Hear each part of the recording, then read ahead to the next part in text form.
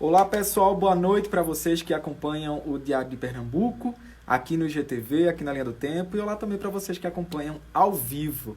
Eu vou conversar com a doutora Renata, ela é médica dermatologista, ela vai falar um pouquinho para a gente sobre a telemedicina. Deixa eu ver se ela já está aqui, ao vivo, para a gente conversar.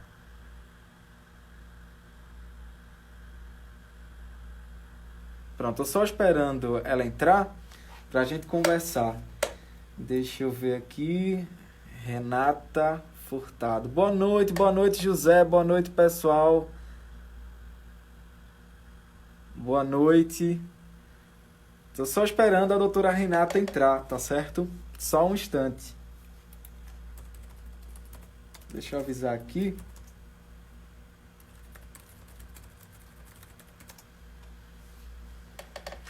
Boa noite, Marcel. Boa noite, gente. Pronto, Renata tá aí. Renata, só um instante, tá certo? Deixa eu ver aqui. Renata, agora. Pronto, deixa eu ver aqui a Renata. Olá, Renata, boa noite. Boa noite, tudo bem, Pronto, Samuel? tudo. Eu vou só ativar aqui no Facebook, tá certo? Só um instante. Sim, sim, fica à vontade. Deixa Boa eu ver aqui. noite para os espectadores. Pronto, acho que agora foi. E aí eu vou pedir até o feedback do pessoal lá no Facebook para ver se está tudo ok lá. Doutora, eu queria Ótimo. que você se apresentasse, falasse um pouquinho sobre o seu trabalho, sobre a sua área de atuação. Isso. Eu sou Renata Furtado, eu sou médica, eu sou formada pela Universidade Federal de Pernambuco e sou médica dermatologista. Eu fiz residência médica no Hospital das Clínicas da UFPE, também lá da Universidade Federal de Pernambuco. E eu sou dermatologista e atuo tanto no serviço privado como atuo também no serviço público. Eu também atuo no SUS. Eu sou concursada do Estado e concursada também da Prefeitura de Paulista. Doutora, nesse momento que a gente está enfrentando de pandemia, né, do novo coronavírus, a gente tem observado que a telemedicina tem ajudado muito. Eu queria que você falasse um pouquinho sobre a telemedicina e sobre ela como um possível, uma possível alternativa, né, para que os profissionais continuem trabalhando. Isso. A telemedicina, ela não é nova no Brasil. Ela já veio em discussão desde 2009. Em 2018, o CFM chegou a liberar, fazer uma portaria liberando a telemedicina. Só que, assim, não houve alguns acordos do CFM com a classe médica, a questão também da prestação de serviço, porque em nenhum momento a gente quer precarizar o serviço. Isso é uma prerrogativa nossa.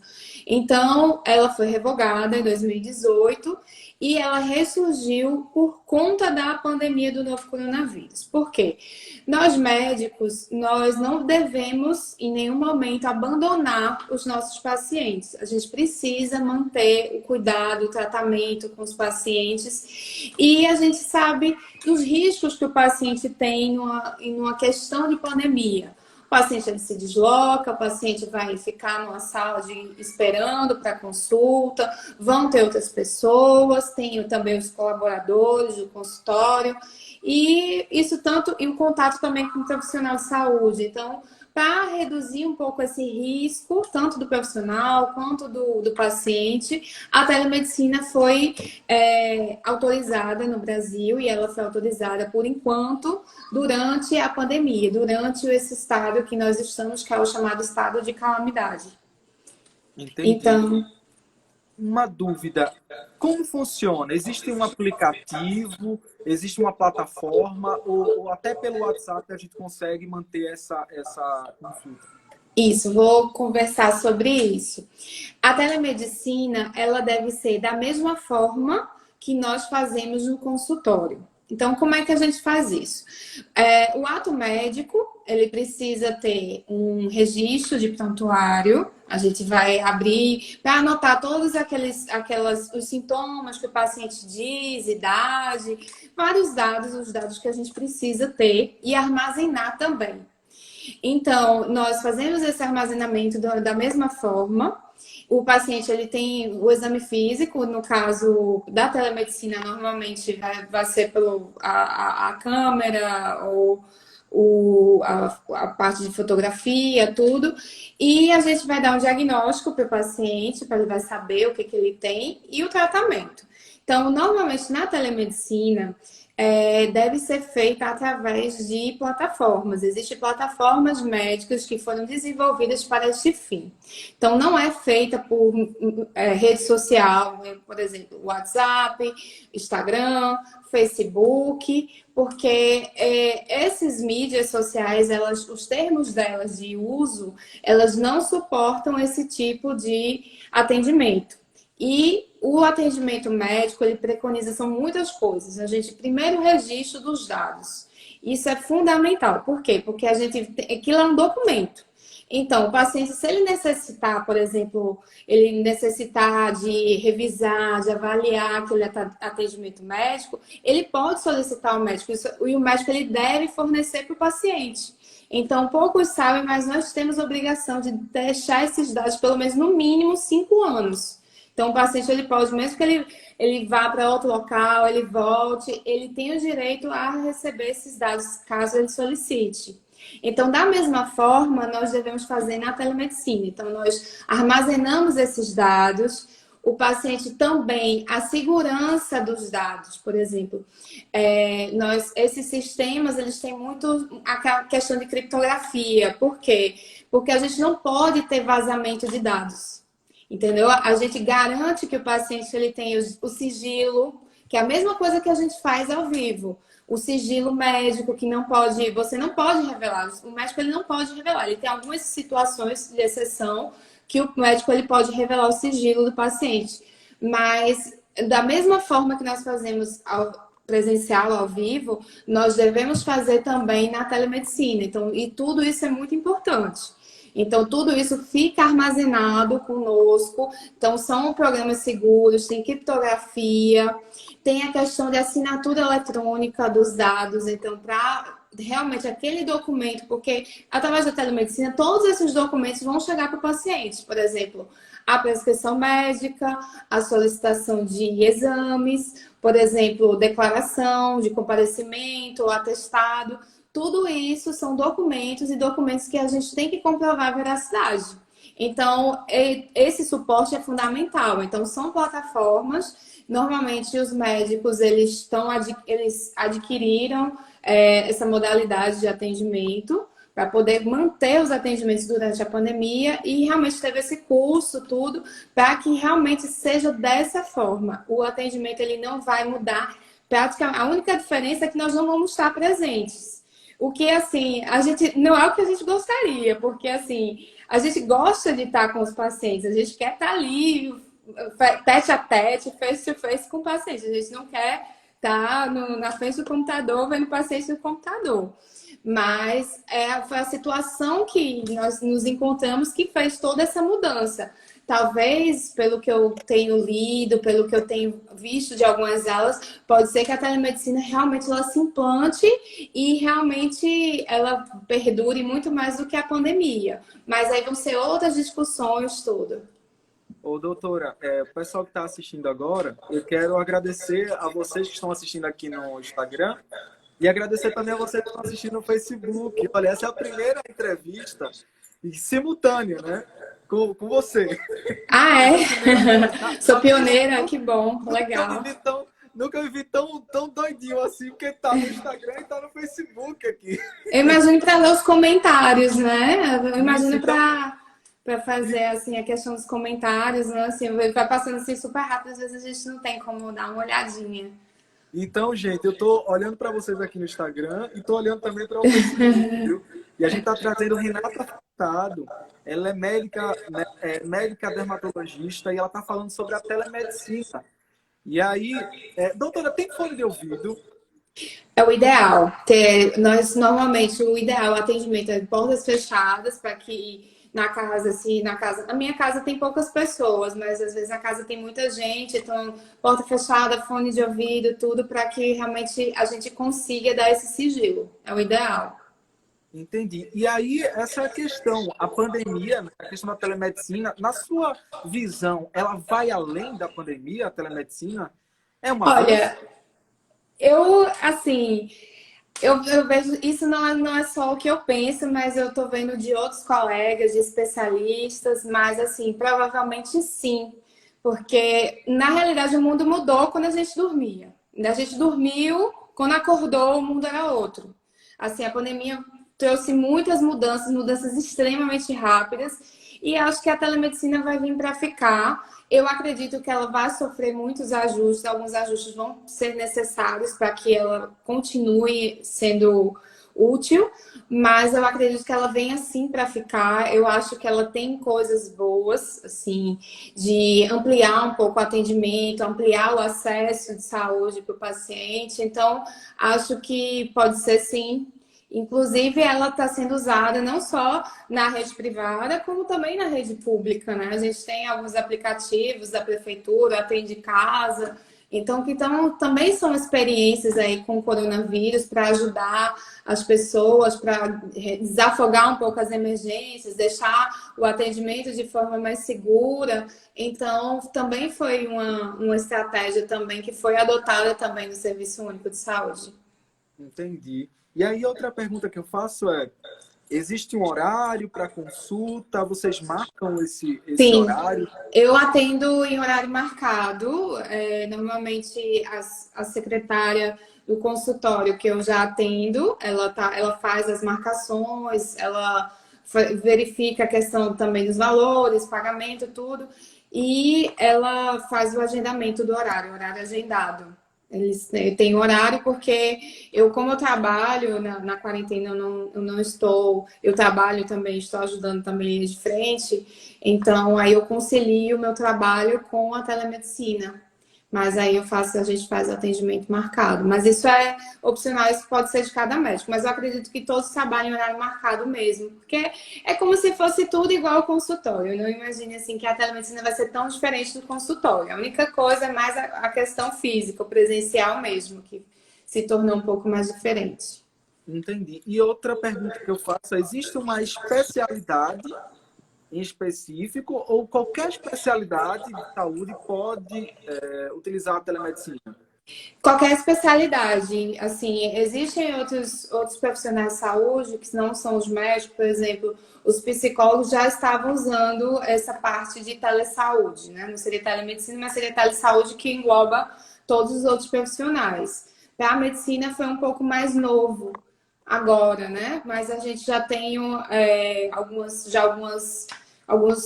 leis, desde 2009, mais ou menos, no Brasil já se falava alguma coisa. A gente já tinha um telediagnóstico, na realidade, já alguma experiência, às vezes nas UPAs, por exemplo, o paciente ele faz um eletrocardiograma, por exemplo, do coração, aquele exame de eletro do coração, e aí o laudo muitas vezes é à distância, como também faz um raio-x e o laudo do radiologista também é à distância. Então, essa parte que a gente chama de telediagnóstico já é um pouco usada, já era usada.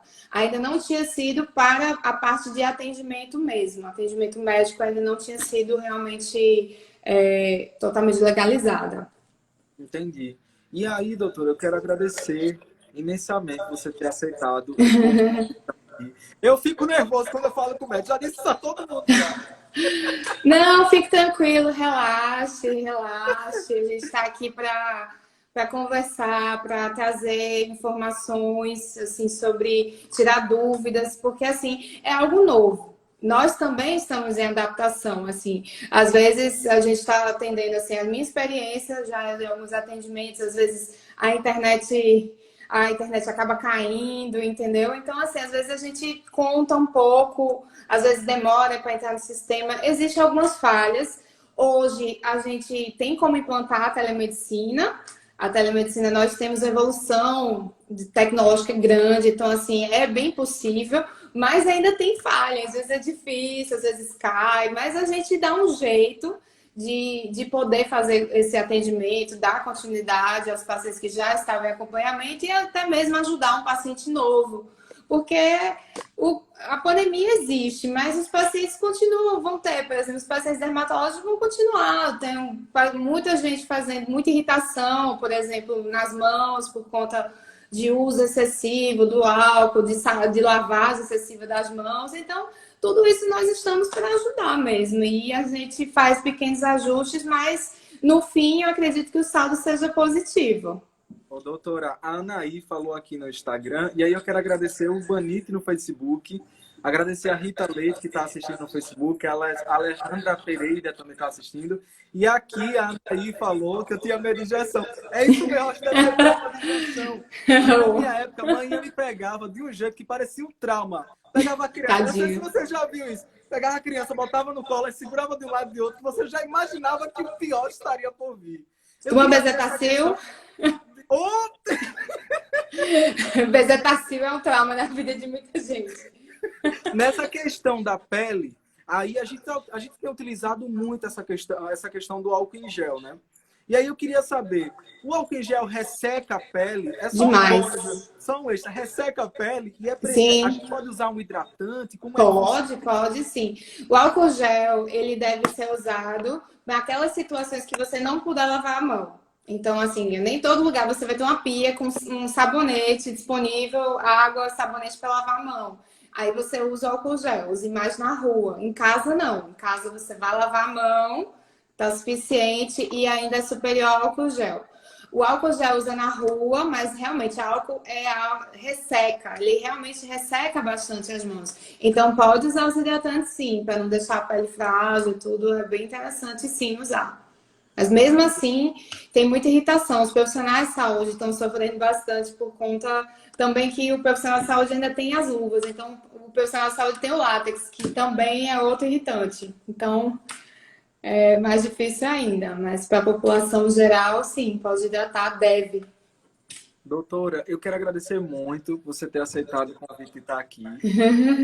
E queria que você encerrasse mandando uma mensagem para as pessoas que estão em casa, de quarentena, né? Uma mensagem diante de toda essa pandemia, né? A gente já está há mais de 2 meses aqui em Pernambuco, né, de quarentena. Eu queria que você mandasse essa mensagem. A gente já vai acabar?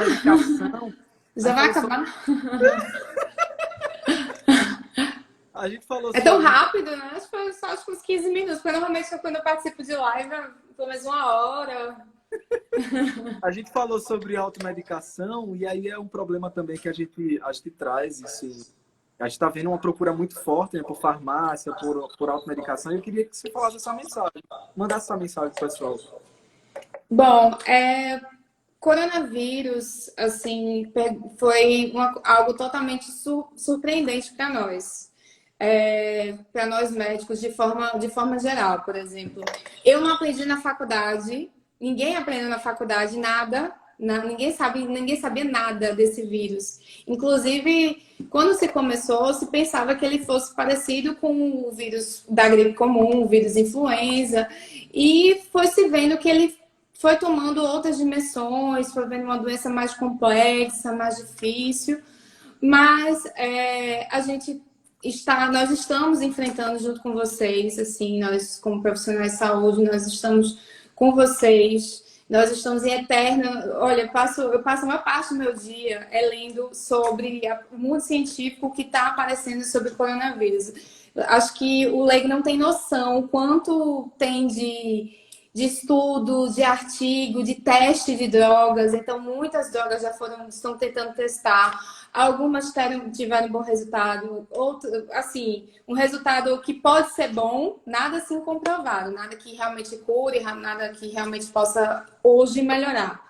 E várias também negativas. Testou, não funcionou, testou, não funcionou.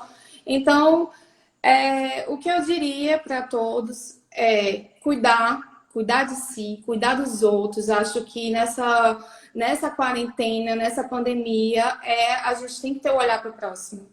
Cada vez mais, assim, a gente aguçar mais esse olhar para o próximo, porque a gente tem cuidado conosco e com os outros. Então, assim, você deve respeitar a quarentena, deve respeitar o isolamento, porque às vezes você pega o vírus de forma leve. Muitas pessoas vão ter de forma extremamente leve, vão ter até as pessoas que não vão ter sintomas, vão ter contato com o vírus, vão ter imunidade e não vão ter sintomas.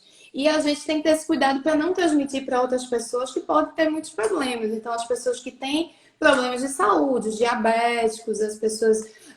viu-se que se tem aí um pouco de ciência que a obesidade possa também ser um fator de risco, que a gente tem visto um pouco. Então, a gente tem que ter aquele cuidado com o outro. Então, isolamento, distanciamento social é triste. Sinceramente, logo quando começou, eu me sentia envergonhada. Não vou subir no elevador porque o elevador tá cheio. Você fica super envergonhado. Eu não vou dar a mão, ficar com vergonha. Quando eu ainda estava atendendo presencial, o paciente vinha me dar a mão, eu ficava com vergonha. Eu vou dizer que não, e eu já sabendo, já estava vendo um pouco a mudança.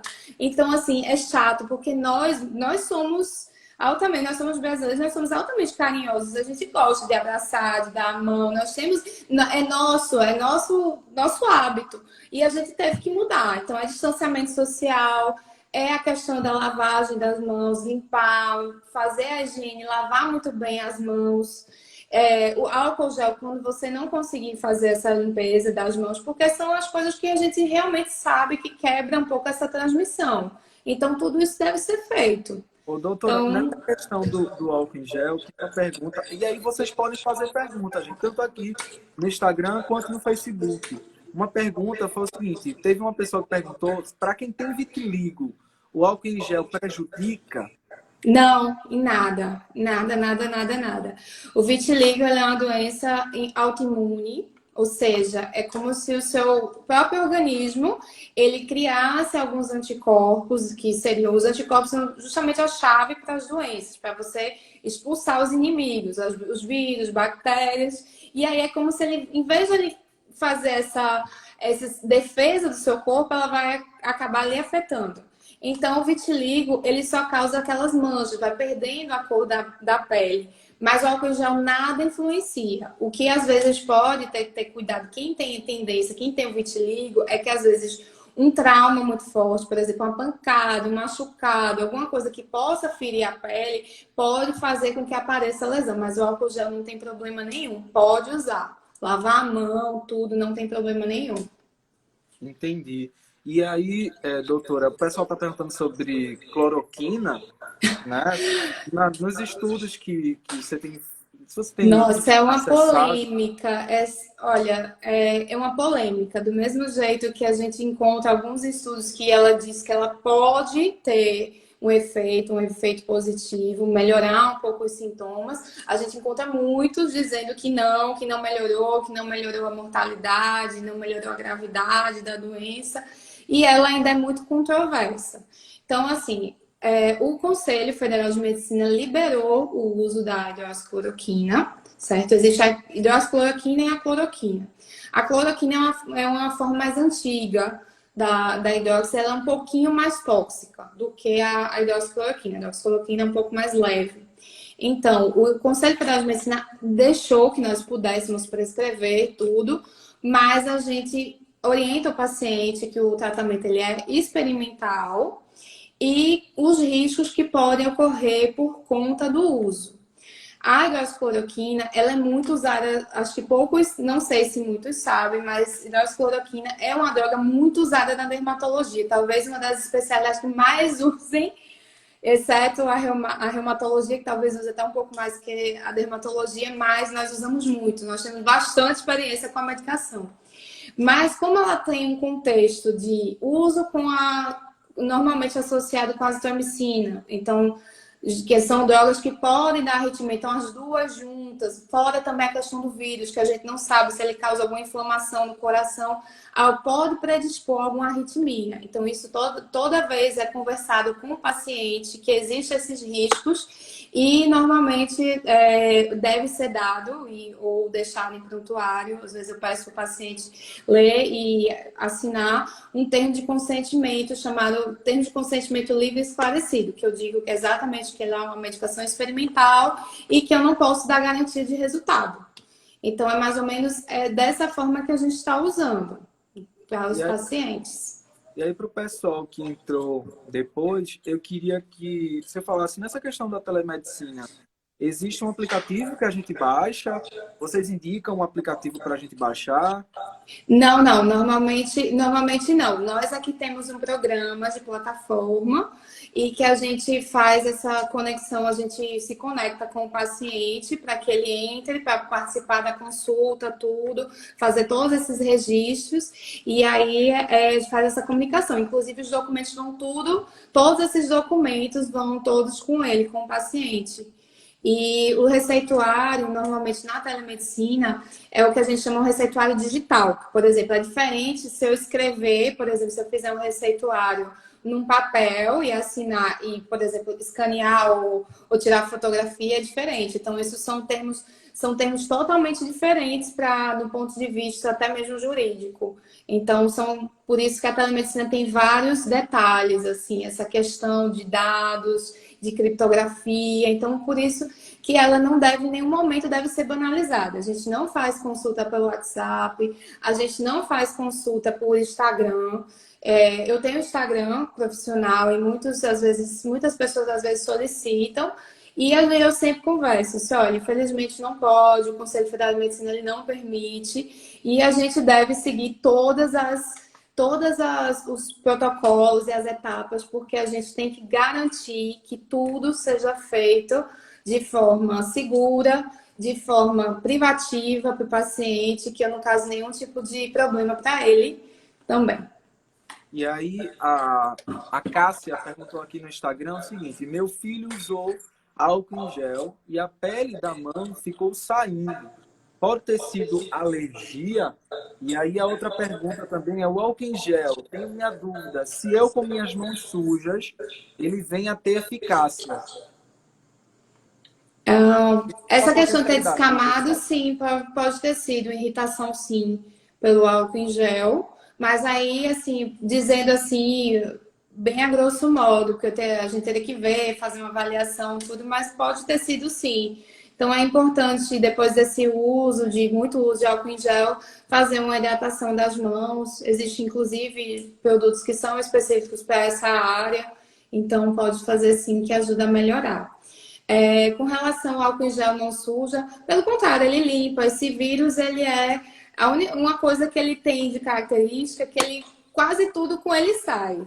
O sabão sai, com detergente sai, com água sanitária ele sai, com álcool sai. Então, assim, não é tão difícil de resolver, mas aí é importante que faça essa higiene, evitar levar muito a mão ao rosto, não pegar no nariz, pegar na boca, olho, porque realmente aí você tem uma chance maior de contrair o vírus. Doutora, eu quero agradecer imensamente. E aí, por ter aceitado o convite. E quando tiver outro tema, pode falar com o Horácio, que o Horácio manda para mim. E eu quero agradecer também imensamente aos assessores, sabe, de imprensa, que estão aí fazendo essa ligação, sabe? O pessoal de São Paulo, tu agradece aos assessores de imprensa, são extremamente importantes, sabe, doutora? São eles que ficam antenados assim, dizem, Samuca, e aí, vamos tentar, vamos trazer fulana. E eu quero agradecer muito você ter aceitado o convite. Eu agradeço também, assim, acho que eu falei até a mais, eu falo bastante, assim, é o meu normal. Falar bastante, eu agradeço muito o convite. Acho que a telemedicina provavelmente veio para ficar, mas também a gente tem que ajustar, tudo é uma questão de ajuste. Aos poucos a gente também vai aprendendo junto com os pacientes. O importante é que a gente vai tentar fazer o máximo possível de ter uma assistência, a mesma que a gente dá pessoalmente, a gente vai dar online também, para que a gente consiga resolver os problemas do paciente. Uma coisa super importante que eu vou falar sobre telemedicina, acho que você não... Eu posso dar um adendo? Pode. E assim, a telemedicina, nem tudo pode ser que a gente consiga resolver com telemedicina. Por exemplo, na minha área tem a parte, por exemplo, queixos capilares, problema de cabelo. É difícil à distância eu conseguir, porque cabelo eu preciso ver alguns detalhes, eu preciso ver assim, realmente as áreas que estão caindo, quando a queixa de queda. Então, isso tudo é difícil à distância.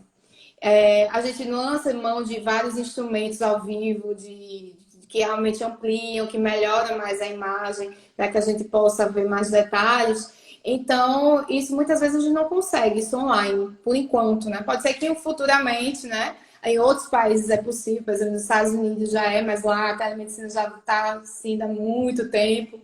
Então, a gente deixar claro que, às vezes, o paciente ele pode ter a consulta convertida no atendimento presencial. Se precisar, a gente acaba indo para o consultório, realmente para complementar, e não tem nenhum custo adicional, certo? Então, o paciente ele faz aquele pagamento que foi da consulta, porque é a mesma coisa, o mesmo atendimento, e inclusive foi autorizada a cobrança de honorários desde o projeto, né, o projeto da telemedicina, e aí não vai ter nenhum custo adicional para ele, mas então por isso que às vezes alguém pergunta, mas pode ser paciente de fora, pode ser paciente de outros estados, poder até pode, mas como tem esse detalhe, que então às vezes o paciente, ele, se for necessário, o paciente ele ter que ir, a gente precisar ver ao vivo tudo, então o ideal é que ele seja mais ou menos pelo menos no mesmo estado, que ele tenha como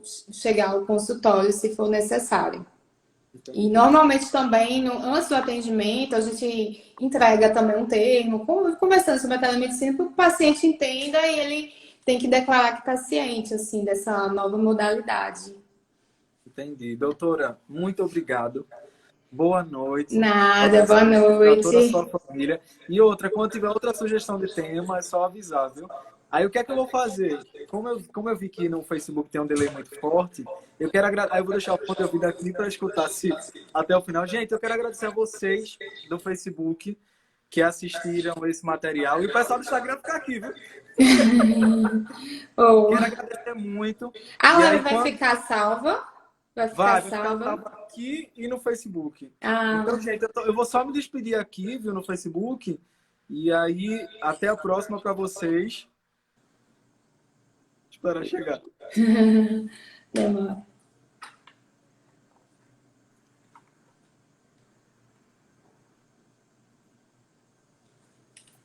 Encerrei. Pronto, aqui foi. Doutora, muito obrigado mesmo. Obrigada. Obrigada a Foi, vocês pela olha, oportunidade. eu posso dizer que foi uma experiência diferente, porque imagine só, são duas transmissões, e aí tem gente falando aqui, e aí tem um momento que aqui dá um atraso arretado, e você falando, eu, Ave Maria, agora, e aqui.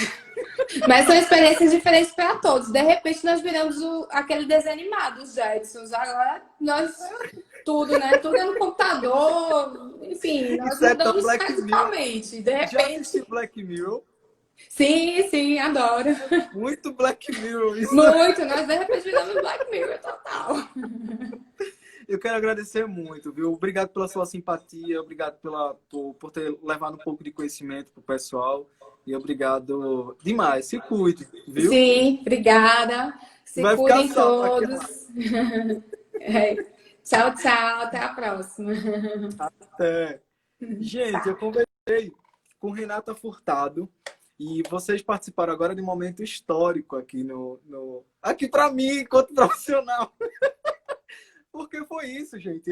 Já era uma vontade já de transmitir tanto aqui no Instagram quanto no Facebook. E aí eu ficava, né, perdurando, e eu passei o final de semana todo estudando como fazer isso, né? Porque aí a gente incorpora o técnico, a gente incorpora esse outro lado. E aí consegui. Eu tô aqui em estado de êxtase. Consegui, obrigado, doutora. Muito obrigado mesmo. E aí, gente, eu vou tentar me adaptar a esses dois públicos, tá certo? Tanto o público daqui do Instagram, quanto o público do Facebook. E eu quero agradecer muito a vocês, a gente aprende muito com vocês. Agradecer aos profissionais que vieram hoje aqui, né? Tanto o Diego, né? O Diego que é farmacêutico, quanto a Renata, que falou sobre essa questão da telemedicina. E aí eu quero agradecer muito. Muito obrigado mesmo. Se vocês tiverem qualquer sugestão, Nascimento, Horácio está dizendo assim, deu certo. Horácio, eu tô suando aqui, ó. Eu tô... eu tô suando. Vocês não têm noção como eu tô suando, minha gente. Ainda bem. Suzana, vocês que chegaram agora, vocês podem acompanhar esse GTV e vai ficar salvo aqui na linha do tempo, tá certo? Gente, eu quero agradecer muito a vocês. Quero desejar boa noite, um bom início de semana. E a gente se encontra, tá certo? A gente se encontra amanhã. Deixa eu dizer o que é que tem amanhã aqui, tá certo? Deixa eu ver aqui para dizer a vocês. E aí espero que tenha dado certo lá no Facebook. Vou até assistir o Facebook para ver se... Deixa eu ver o que é que tem aqui. O Hélio fez um comentário arretado na pergunta lá do doutor Diego, não foi, Hélio? Só observo, viu? Só observo. Deixa eu ver aqui, viu? Antes era só o Instagram e agora é o Facebook. Agora é Instagram e Facebook. Boa noite, Anaí. Anaí, o medo de injeção. Olha, eu consegui vencer esse medo de injeção. Você não tem noção. Recentemente, eu acho que há uns 6 meses eu consegui, com meditação. Que eu não conseguia imaginar a injeção. Vocês não têm noção. Porque manhã fazia um trauma tão grande, mas tão grande. Pegava o pirra, eu, né? Vou me chamar de pirra, lógico, né? Pegava o pirra, botava no colo assim e dizia, vá, doutora, vá, é agora, é agora. Eu ficava, ai, não. Peraí, deixa eu ver agora aqui o que é que vai ter amanhã, tá saindo só um instante. Minha gente, era um trauma arretado. E aí eu fico com medo até hoje de falar com o doutor, tá vendo? Até hoje eu fico com medo de falar com o doutor e doutora. Deixa eu ver o que é que vai ter amanhã aqui para dizer a vocês. Deixa eu ver. Amanhã a gente vai ter aqui Oswaldo Matos. Oswaldo vai chegar às 8 horas e Oswaldo vai falar sobre liderança versus chefia. E aí, como identificar um líder e como identificar um chefe? O que é um líder? O que é um chefe? O liderado pode ser líder? E aí? Será que você pode ser líder dentro do seu segmento?